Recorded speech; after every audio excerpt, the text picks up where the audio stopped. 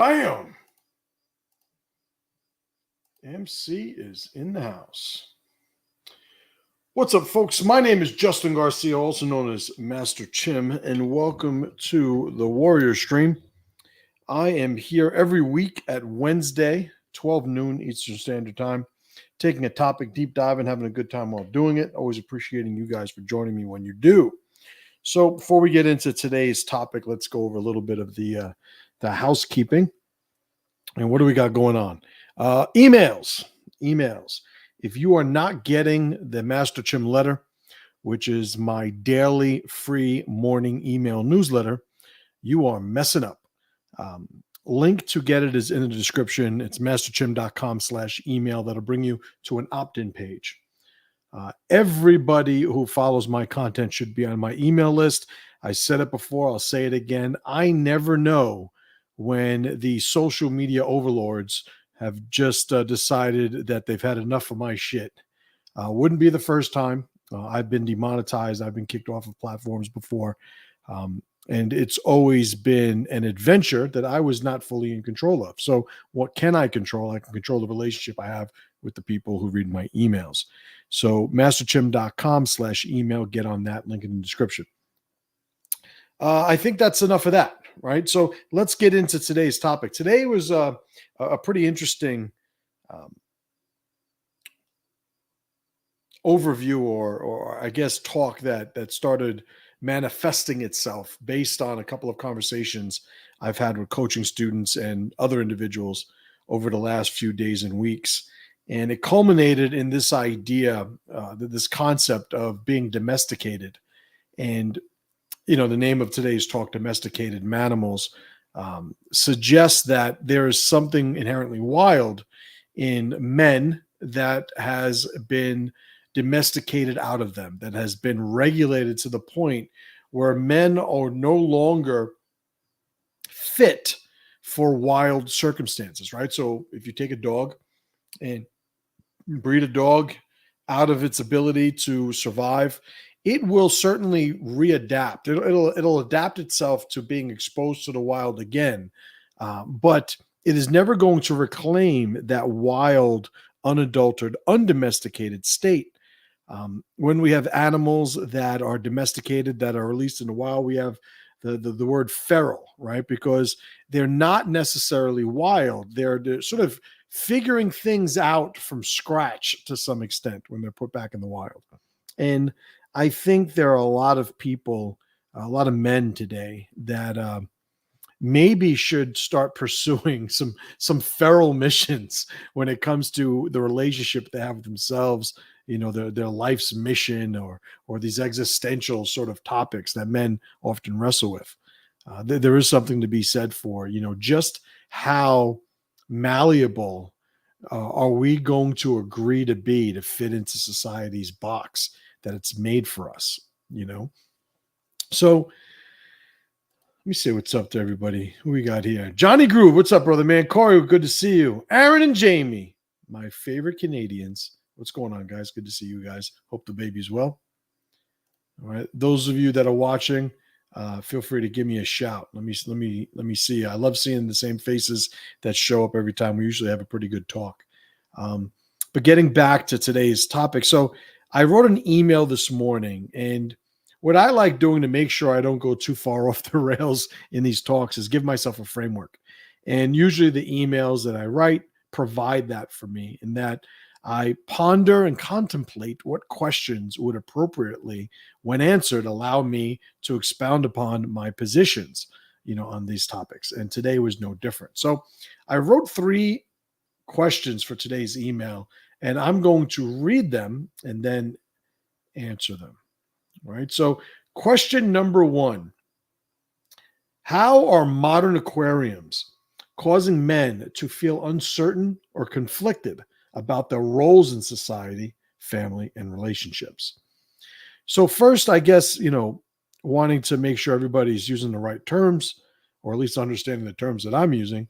An aquarium is my label for the artificial environment that is provided by modern societies, and how many of the factors and the variables of those environments are controlled with preference in mind, not a natural preference, but by the preferences of those individuals who are controlling them, who are designing them.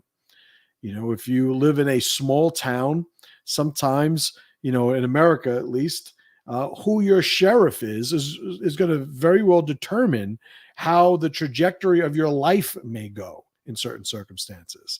Who the mayor is, who the school teacher is that if your child goes to government school, who's the school teacher that your child's exposed to?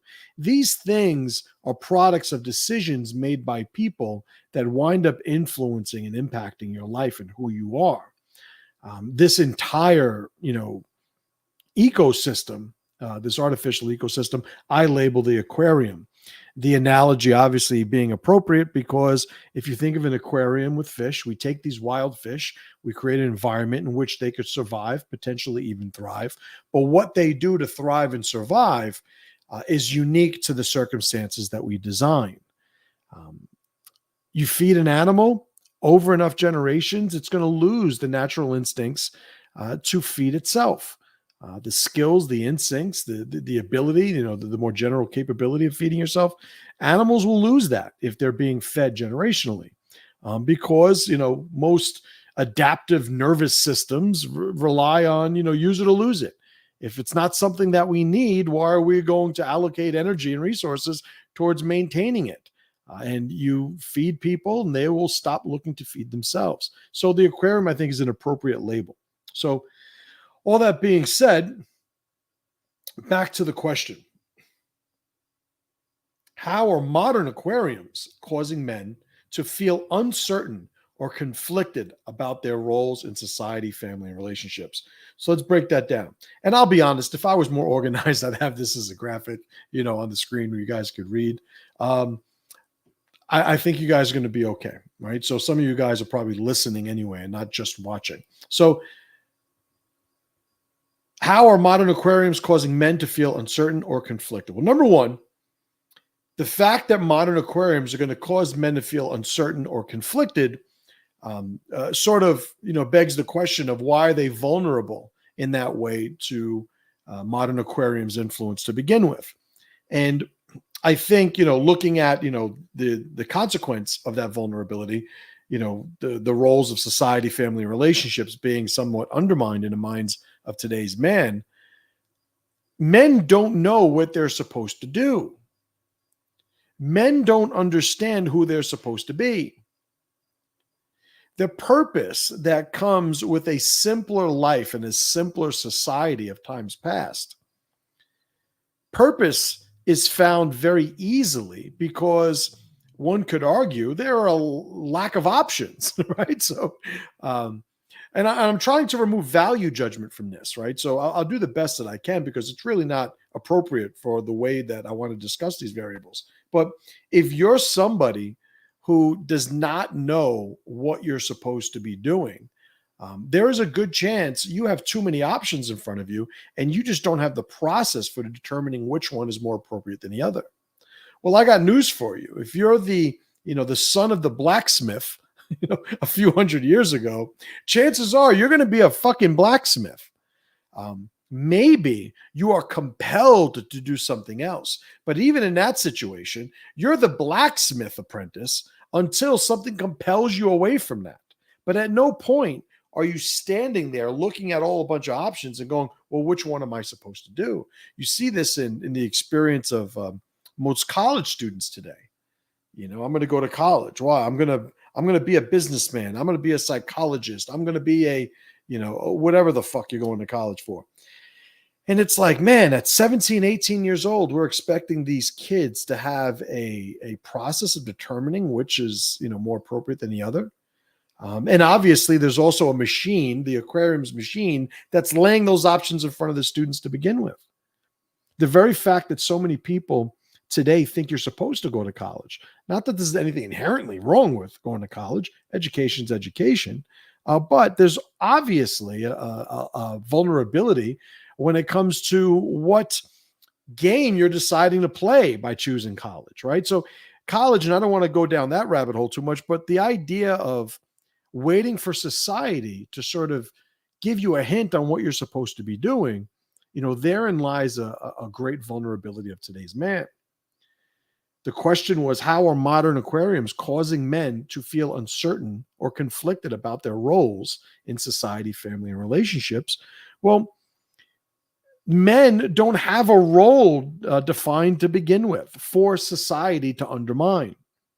So there's a vulnerability there, right? So number one, if I'm trying to now address this in a man's life, this uncertainty, this fragile relationship with his life that men today, so often develop. They don't know which way to go. They feel heavy-handed if they're too aggressive in pursuing the things that they're passionate about. They're very uncertain about what role approval from others plays in their ability to be successful. A lot of these things, a lot of these uncertainties are really just a product of the man not making these decisions early on, and with a very simple, honest, sort of a contemplative process of what feels right to who an individual is.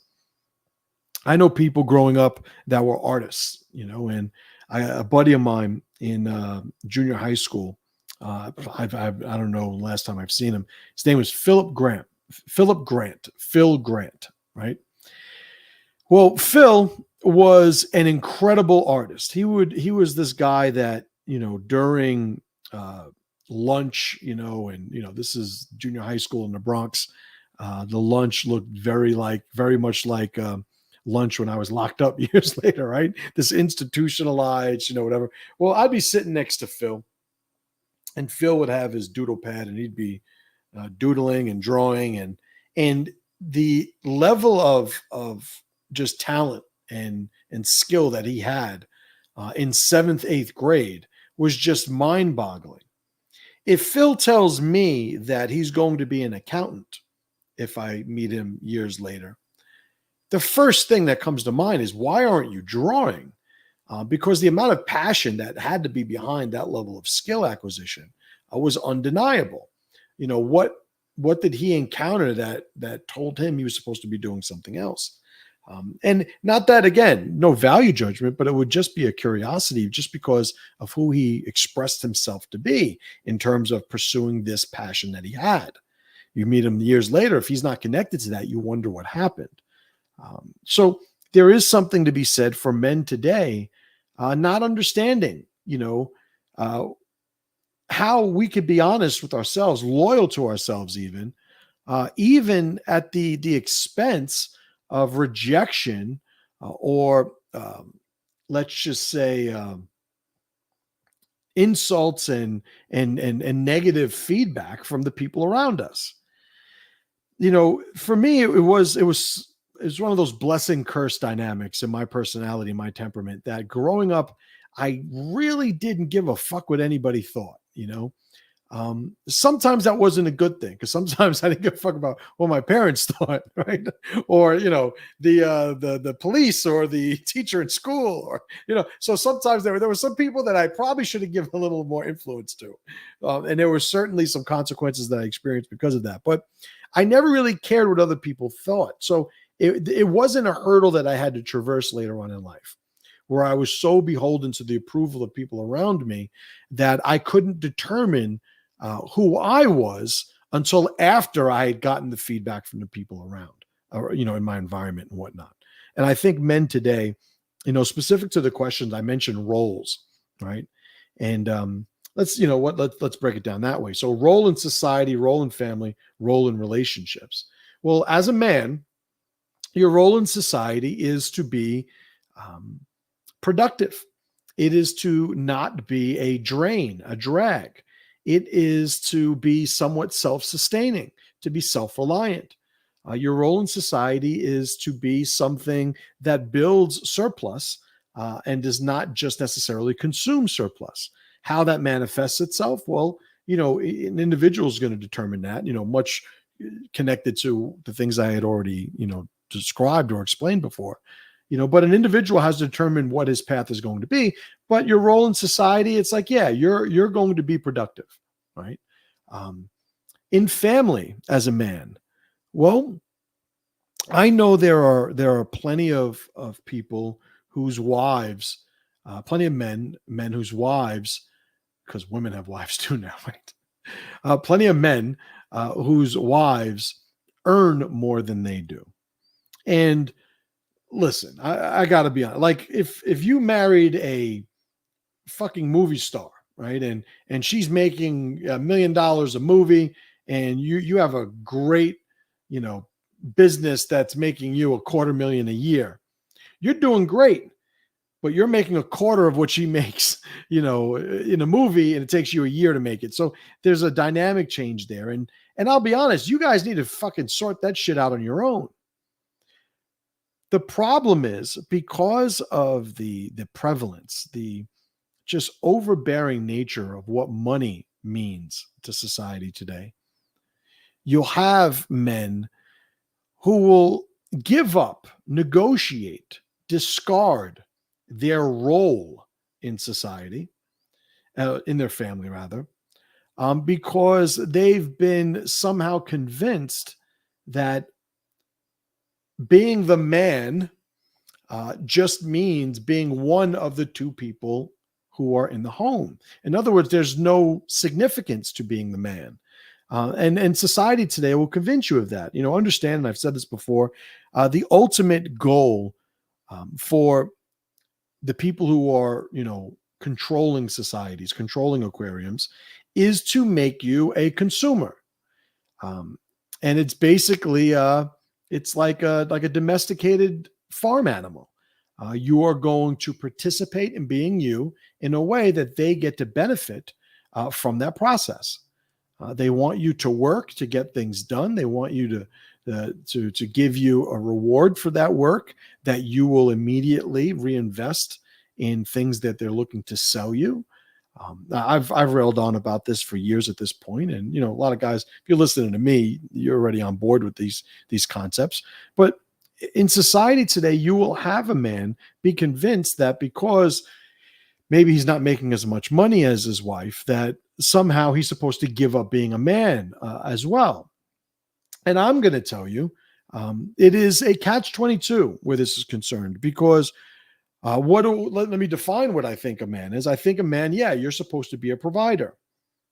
What if the woman makes more than the man? Well, then that happens to be the dynamic between the two of you, but doesn't absolve you of the responsibility of being a provider. So these men that become, you know, house husbands, you know, stay-at-home dads, I think you're going against your role as a man to be a provider.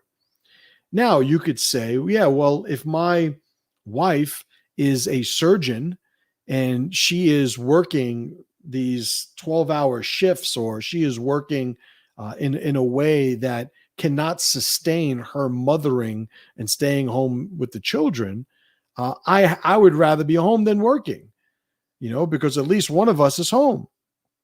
To which I would just reject your premise. The idea of I'm going to have children with a woman who cannot adequately mother them is just a premise that I'm not going to sign off on to begin with. I know a lot of women over the years who personally, and, you know, through just being exposed to, you know, to stories of people's lives, women who were incredibly accomplished and incredibly capable in earning an income. And when they had a child, they stepped away from that and they made sure that they raised their children. Sometimes indefinitely, you know, this is now on to the next chapter of just being a mom. Some of them for a couple of years, some of them, you know, for 8 months or 9 months until the baby started eating regular food or something like. And people will determine their own criteria. All I'm saying is just understand the value. I would say the value of a mother who doesn't want to be with her children. And I would say maybe there's a better criteria you could have for determining who is going to be the mother of your children. And obviously, I'm speaking from this, you know, I could just customize, you know, the experience sort of perspective. Obviously, life tends to get in the way, and things aren't always as clean and seamless as the abstract concepts surrounding them maybe. But yeah, you want to have kids with a mother that wants to be with them, right? So the role in the family as a man, it's like, yeah, you're going to be the provider. You're going to make sure you always have something. You're going to make sure everybody's eating. You're going to make sure that the lights are on, or the shelter's warm or cool in the summer. Like, you are going to be the guy that makes sure the environment is safe enough for the people to thrive. You're going to be a protector. The old saying of, when seconds matter, the police are only minutes away. That's a product of a modern society who is looking to outsource the roles that men should be taking on themselves. Now, it's different, how this winds up playing itself out in countries around the world. I do feel for those of you followers of mine who live in countries that don't allow, men to arm themselves, to protect themselves with violence if necessary. It's like, yeah, that's another hurdle that you have to traverse. But the bottom line is the job's still yours to do. If somebody comes in and accosts one of your children or attacks your family, and you are helpless to do anything about it, the last thing somebody like me is going to want to hear out of your mouth is the slow police response times being the guilty party, in this whole thing. It's like, no, that's not how it works. So I think, when it comes to the confusion and uncertainty, more generally now addressing this question, it's like, yeah, a guy should determine what those roles are and responsibilities before he starts looking to consider how socially acceptable the product of those decisions are going to be. Once he determines those, then he could figure out how to make it fit in the environment that he happens to be in, right?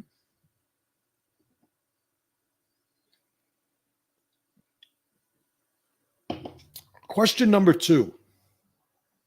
Why do many men struggle with mental health issues like anxiety, depression, and stress?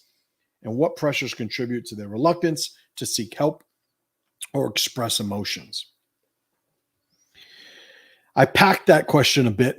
You know what it was? I probably could have had like 6 questions or 7 questions, but I was like, you know what? I'm reducing them to 3. So again, why do men struggle with mental health issues like anxiety and depression and stress? And what pressures contribute to their reluctance to seek help? So let's take the first part. Why do men struggle with mental health issues like anxiety, depression, and stress? When it comes, I was talking to my mastermind group this morning and explaining to them, and I've written about this before in the emails I send. Men have today bad rituals for dealing with anger and stress. I wrote an email the other day. I think I forget the name of it. It was something like hitting the bag when you're angry is for emos and idiots, something like that, right? And I was explaining this morning to my mastermind group, in that men get angry. And when they get angry, a very typical reaction today, a formula for dealing with that is hitting a bag. And hitting the bag, instead of hitting your boss, hitting your neighbor, hitting your wife, hitting somebody else, it's like hitting a bag is going to be a better option than hitting those individuals, right? That is obviously non-negotiable. That's everybody agrees on that. The issue is it the best thing to do? And the benefits of doing that, is it that you've chosen to do that, or is it that the choice to do that absolves you of the choice of doing the other thing, right? So if I hit a bag, I'm not hitting my boss, if I had a boss. But hitting the bag, does that absolve me of the consequences of hitting the boss? Well, no, not hitting the boss, absolves me of the consequences of hitting my boss. So there is a benefit that you're not doing the thing that's destructive. And I think therein lies the issue with so many men today. Men tend to do 2 things. Men who have, let me preface that properly. Men who have a dysfunctional relationship with anxiety, depression, stress, anger, they tend to do 2 things in those situations or scenarios where they're triggered. They either have a destructive response or cathartic process. The asshole who gets angry and punches a hole in his wall, like I did when I was 17 years old, because I was an asshole. The asshole who, when he gets really upset and angry or depressed, he hurts something else or he breaks something else. These are destructive coping mechanisms for those stressful, anxiety-ridden triggers. So a lot of men, what they do is they have these destructive rituals. The other thing that men do, the bad thing that men do to dysfunctionally deal with these stressors, is they repress it. They seal it up, right? I used an analogy this morning. If you have a pistol, right, and you put a suppressor on the pistol, and that's a silencer. If you live in the city, they call those silencers, right? Suppressor. You put a suppressor on a pistol. What it does is it controls or suppresses the release of gas. That's the product of the explosion that's happening when a round is being fired. There's a tremendous amount of pressure, produces a tremendous amount of sound. The suppressor basically just takes that loud sound and it funnels it into in a way that reduces the overall sound output. So when you use a suppressor on a pistol, the sound becomes significantly decreased. However, if you were to put a cap on the end of a barrel of a pistol, and I don't know how you're going to do it, and maybe it screws in, maybe you fucking weld the thing, the fucking end of the pistol is capped, and you pull the trigger, now you are going to have an internal buildup of pressure that's going to result in some sort of an explosion, some sort of dangerous reaction to the overwhelm of pressure internal to that pistol. So there's a difference between suppressing one's anger, one's stress, one's anxiety, and repressing it. Basically, you hold it in and act like it's not there, you're going to explode. We see that time and time again.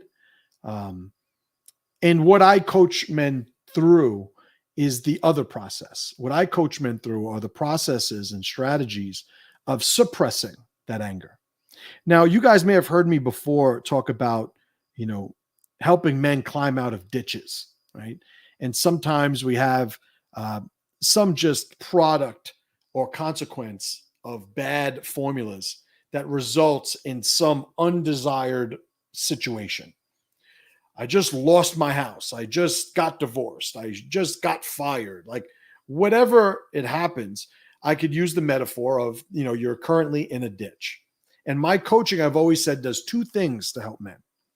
It helps them get out of the ditches that they're in, but simultaneously, it helps them to upgrade their formulas so they're not digging another ditch in the future. So the idea is to be able to climb out of any ditch while also never digging one.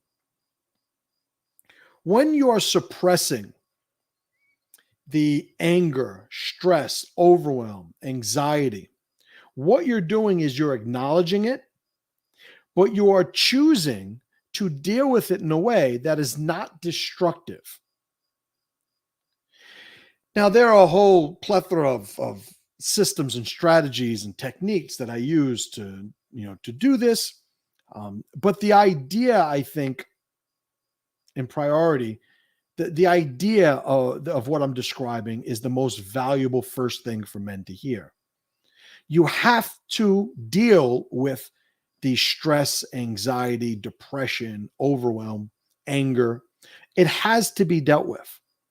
But you want to preemptively choose how you're going to deal with it. You don't want to just either wait until you explode, nor do you want to, and this is the thing that is counterintuitive. You also don't want to be the guy that just reinforces that aggressive response to those stressors by choosing a ritual that allows that version of you to express itself. When you get so angry at your boss, you want to hit him, you decide to leave and you find a heavy bag somewhere and you hit that and you feel better at the end of it, you haven't hit your boss. That's a good thing. You've given yourself some time away from your boss so that when you deal with him next, you will be much more present intellectually. You won't be such an emotional animal. That's a good thing too.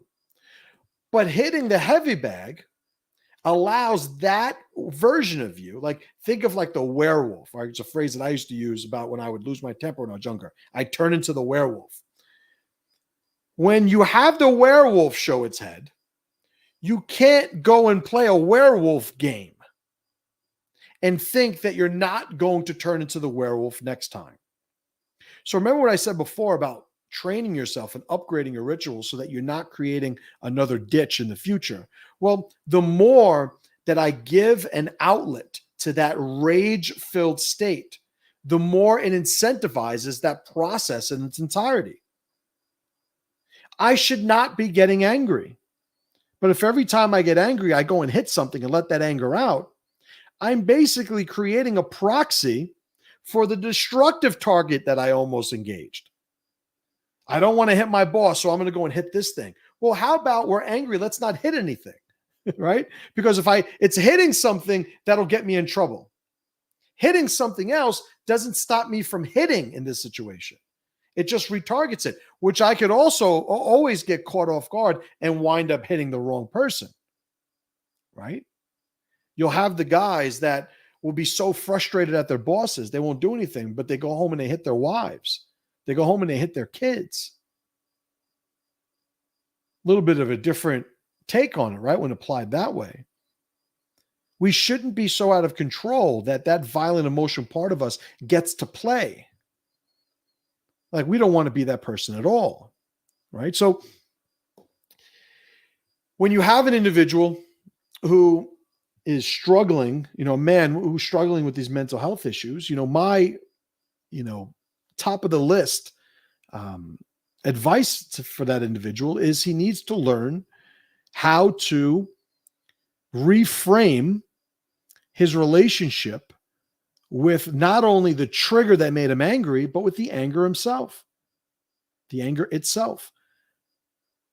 In NLP, they have a phrase called the meta mind, right? And it's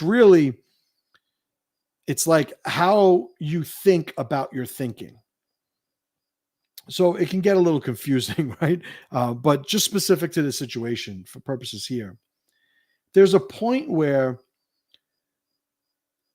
if I'm angry, and I get angry regularly, right? I'm not some fucking zenned out enlightened monk by any means. Don't get it twisted. All of these tools that I teach, I am a master of for a reason. When I'm angry, the first process that I get myself to is telling myself that I am angry at that moment. I look to make a meta observation on my emotional state. And I'll go, Justin, you are angry right now. And then I'll ask myself, what is it that made me angry? What did I feel like right before that thing happened? Have I ever been stimulated this way in the past where I didn't become angry as a result? And I go through this process of basically intellectualizing the emotional state that I was in just prior to that. When I do that, I don't need to vent the way that I had prior to having these systems. I used to be the guy, and I've shared these stories, plenty of times over the years. I was the guy that when I'd get angry, I'd go pick a fight somewhere. I'd go to the park and pick a fight with somebody. I'd go, around the neighborhood picking a fight with somebody. And that was the way that I would feel better. And what did it do? It allowed me to be in the moment, in a fight. I was in the moment. And when I was in the moment, I wasn't following the story that was making me feel so angry, depressed, anxious prior to that. So it was a way to sort of do something to monopolize my bandwidth. So it pushed the bad story out momentarily. And at the end of it, I felt like I had just shaken my Etch-a-Sketch, right? But I was obviously getting into fights in order for this to happen. I could have been killed in any one of them, right? I could have gotten in some serious legal trouble. I've said before that when I, got arrested and had to go to jail as a teenager, it's like of all the things that I had done in my adolescence, I'm glad that's the thing they got me for.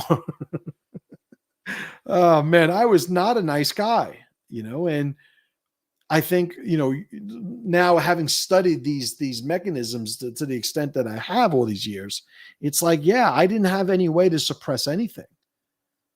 I would just find a target to sort of unload this stress and anxiety on and anger on, right? And destructive formulas, resulted. So the people who are looking to sort of suppress, rather than, hold everything in, repress, right? It's like these things have to be dealt with. If you're in a relationship where you feel like you're being disrespected, you can't be the guy that just, could tell yourself, oh, I'm fine, I could take it. She didn't mean that, or it's no big deal. I don't care. She insults me, but I don't even care. I don't care what she thinks. It's like, no, this has to be dealt with. This has to be dealt with.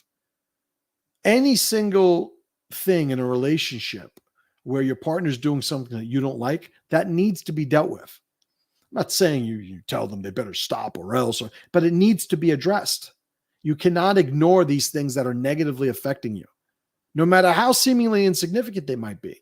Maybe dealing with it is just you meditating on your relationship with it and sort of reframing, what exactly, you feel you should be doing. What is the more appropriate thing? What makes more sense? What's more in line with your mission?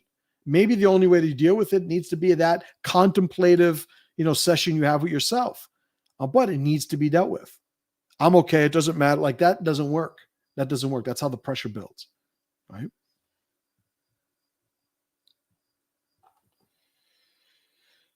All right. What do we got? Jan Saxa. What's up, Dawn?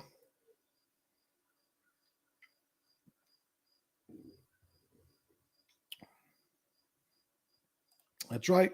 Venting your anger doesn't calm you. It just makes you angrier. I don't know if I said that. Did I say that before? Or did you see that somewhere? Because that's exactly the truth. If I said that, then I agree with myself. I told you guys about my memory. My brain, it's all RAM, no hard drive. So there's a certain point where I don't fucking know what happened. Oh, she says, I said that this morning. See, this is why you guys got to read my emails. 12 pack. What's up, 12 pack? Hello, MC. I used to be a very angry teen, found that working out or a 40-mile bike ride would calm me down. Another thing about that, and I appreciate you sharing that. Another thing is having physical rituals gives us a relationship with our body. And by building a relationship with your body, as a result, you wind up spending less time in your head because your only refuge is not in your head, right? Some people who have absolutely no relationship with their body and their physicality, in their head is the only place they know how to be. So it's very hard for them to utilize so many tools the human body has to leverage the activity and the movement of the body to regulate and regain equilibrium in the mind. Being pissed off and going for a walk, being pissed off and doing anything is better than lashing out, obviously, at the target, of that anger or frustration. The only caveat that I'm adding to it is do something productive when you're doing it, right? Do something productive. If you're somebody who, I'm literally about to quote myself again, right? So I guess, look, I'll just post this again. Venting your anger doesn't calm you. It just makes you angrier, right?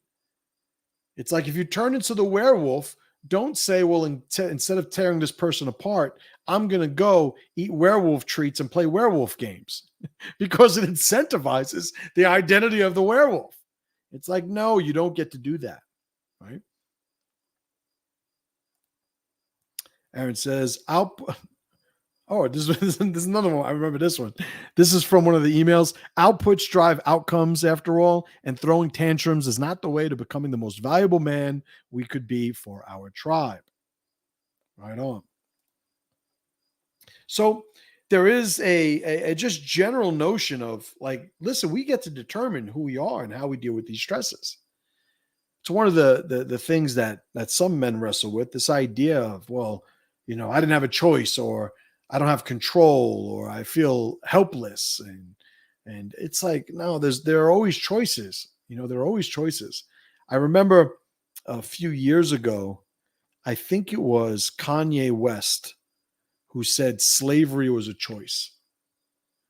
And, most people, they hear that and they're like, what the fuck is this guy talking about? And they want to have this emotional reaction to what he's saying.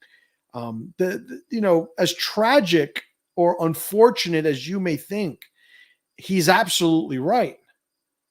It's just, for some people, being a slave in those scenarios was better than the alternative, according to their value system. It's like, well, all those people that were made slaves, they could have just said, no, fuck you. I'm not being a slave. Yeah, but then they would have been killed. Right. So they decided to comply so they weren't killed. Well, some of the people were raised that way, so it was worse than Stockholm syndrome. It was just embedded. Right. Okay. So they went along with this because it was how they decided to be normal. And I think it comes down to, I'm just not somebody who's looking to remove people's power. People are so dysfunctionally empathetic that we're looking to remove accountability. We're looking to remove blame. But they don't understand, when we remove blame and accountability, we also remove the capability and power of the individual. Sometimes I'd rather just opt to hold them accountable for the outcomes of their choices in order to preserve the agency that I assign to them as an individual to make choices. A mistake people make with this, and I've spoken about this for years. I remember having a couple of great conversations with my boy Tuan Tom about no victims, only volunteers. The thing is, most people think that blame's only supposed to be on one side of an outcome or an event. It's like, no, there are always the products of decisions that could be that could be observed, at the end of one of these events. I remember we had a talk a couple of years ago about that club that some shooter came in, like a gay club in Florida, that somebody came in and just started, spraying bullets and killing people. And it's like, that guy's to blame.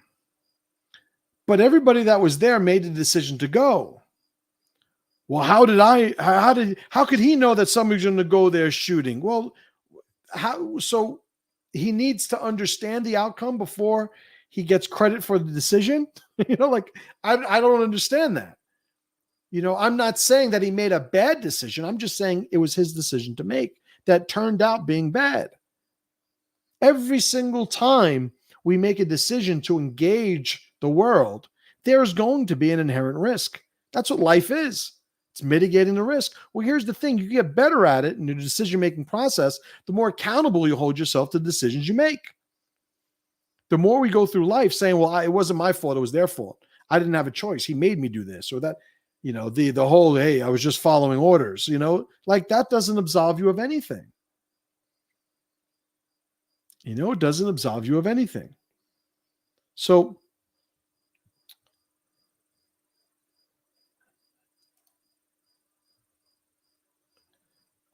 Jamie says, I guess Como's okay with, say, his kid being raped before his eyes, right off the top of my head, of things that are worse than death. Oh, you had put before, what's worse than death?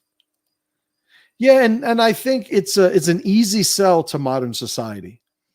It's an easy sell that you could tell them, well, at least you're not dead. Because that's how a lot of these people think. They think, we're supposed to live forever. I don't want to die. I want to live forever. I want to, I've said before, that when I was a teenager, I used to read those vampire novels, Anne Rice novels and stuff. And in a lot of vampire stories, a very common theme was they used to live so long, they'd get like depressed and bored, and they'd get nihilistic, and it's like, what's the point of all this shit? And there's a point where it's like, it's supply and demand.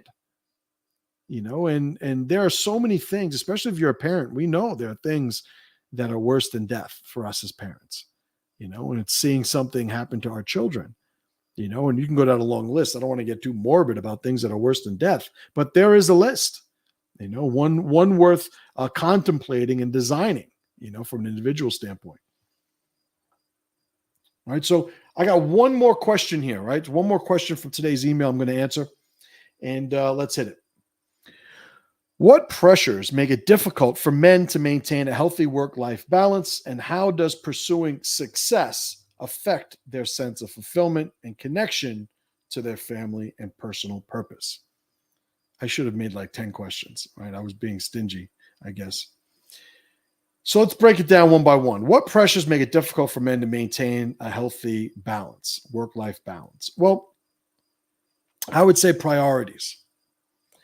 I think something that could basically address everything, in that question is men thinking that they're supposed to follow a path of success that was given to them. I think most paths of success historically have been given to young men by their fathers or by communities that were connected to them, who had their best interest at heart.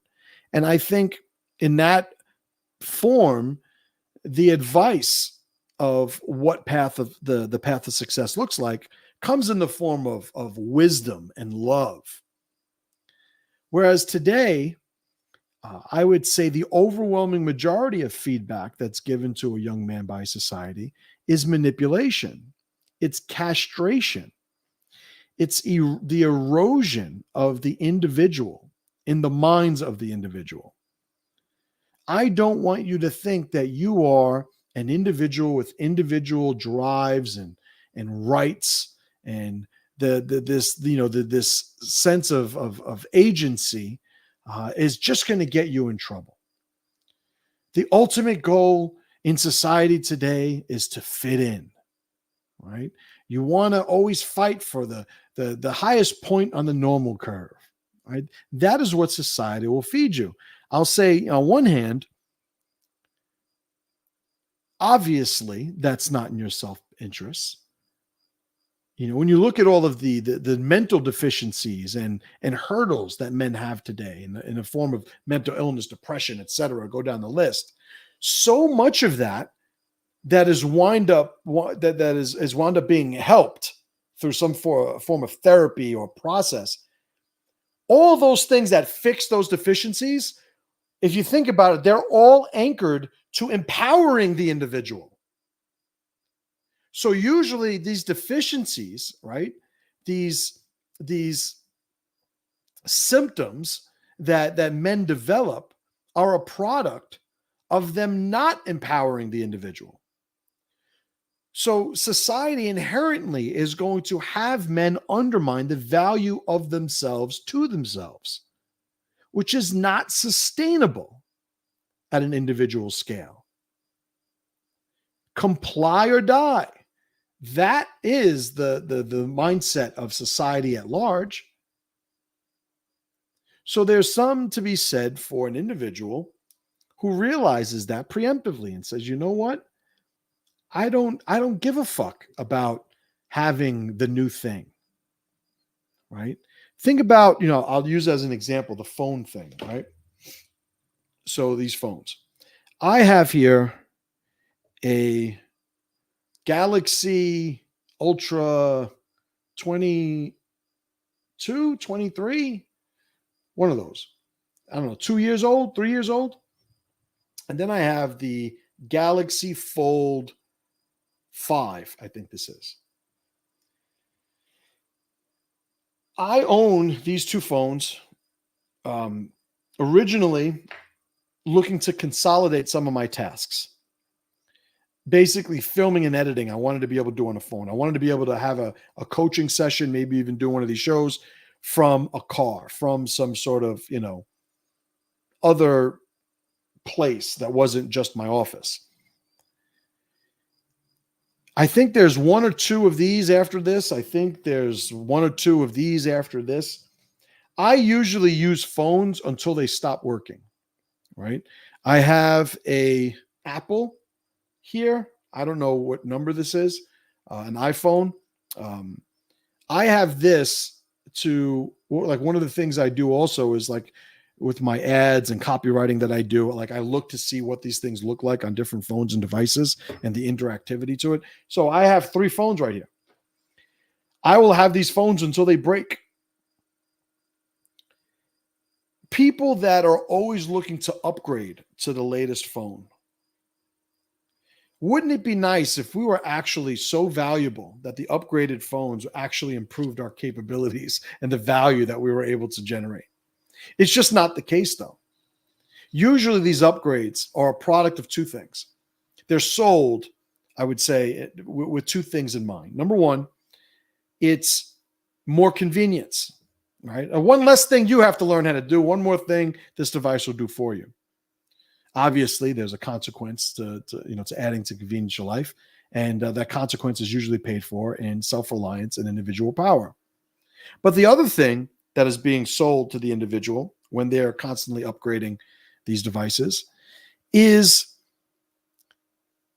the special thing that the architects of these devices have convinced you is necessary for a functional life. I think we benefit greatly. Those of us that are, I don't know, I guess over 30 at this point, maybe not 30, maybe over 40, over 35, whatever it is, whoever was at least a teenager before cell phones was a thing. We always got to where we needed to go. We always spoke to the people that mattered. We always got whatever needed to be done, despite the fact that we couldn't, basically communicate with any fucking point in the globe at a moment's notice. We didn't have all of these devices. We didn't have all. Now, mind you, I use technology every day and I use it effectively. But at no point do I ever convince myself that it is an improvement of my worth as an individual, the fact that I have access to these things. It's quite the opposite. I'm very, very aware of what I have to compensate for by becoming so integrated with a lot of these technological conveniences. But at no point do I ever give a fuck about whatever society is saying is the latest, greatest thing. What is this like in other applications? This idea of convincing society of what it needs. Think about Cabbage Patch Kids back in the 80s. If you didn't get a Cabbage Patch Kids, you were a piece of shit. Think about Disney World. If you don't bring your kids to Disney World, you're a terrible parent. They've successfully convinced society of that. Think about the fancy cars. Think about like in the hood. Oh my God. You talk about people who live in the hood. Oh, listen, I didn't grow up, at least not my whole life, in the hood. I grew up in the Bronx, but about 12, 13 years old, my dad was finally able to afford a house, and we moved to like a residential block. There was hood all over the place. I'm very familiar with the hood, but I'm never going to sit here and say I grew up in the projects or something. I didn't. But one of the things that was very, very common in those environments that I grew up in was this idea that sometimes people don't turn off their phone when they should. Was this idea that I needed to have the latest thing so that people could see me as being more valuable than everybody knows that I am. Right? It's like you live in the projects and you have $1,000 gold chain on. Why don't you put that gold chain towards moving out of the projects? From a young age, this is something that always baffled me.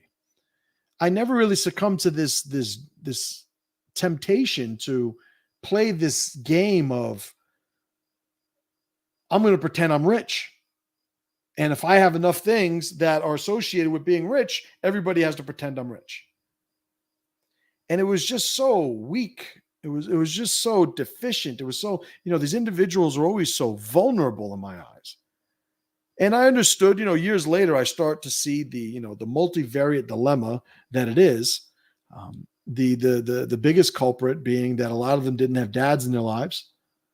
A lot of them didn't have a strong male role model tell them that they were worth a shit, or give them an agenda and a criteria. If you do this, you're valuable. And they didn't build a relationship with that sense of accomplishment and sense of self-worth that go hand in hand. So what did they do? They just built this whole culture of mimicry, where we're going to mimic successful people, And I guess it was just easier to get a gold chain than it was a dad. So when I look at people who have these terrible relationships with their personal values and the morality that's built as a result of it, I'd say that, right now, the biggest culprit is just the vulnerability people have in exposing themselves to the approval of the disconnected. And it's easy, to tell a kid, "Oh, don't worry about what other people think." But when the entire society is designed to incentivize complying with what other people think, you got to equip them with a little bit more than that. It just comes off as some, hollow platitude that doesn't really do anything. And what's the alternative? The alternative is, get there and make your worth. Understand what your worth is, what your standards are, and build a functional relationship with that before you expose that relationship to the, assessment or feedback of other people. And never expose it to people who are disconnected from your success. Strangers don't get to determine how I feel about myself. My tribe, it's very important for people in my tribe to respect me and believe that I am honorable and valuable. But people outside, no. That is a series of negotiations, alliance negotiations that happen on a one-to-one basis, case-by-case basis, right?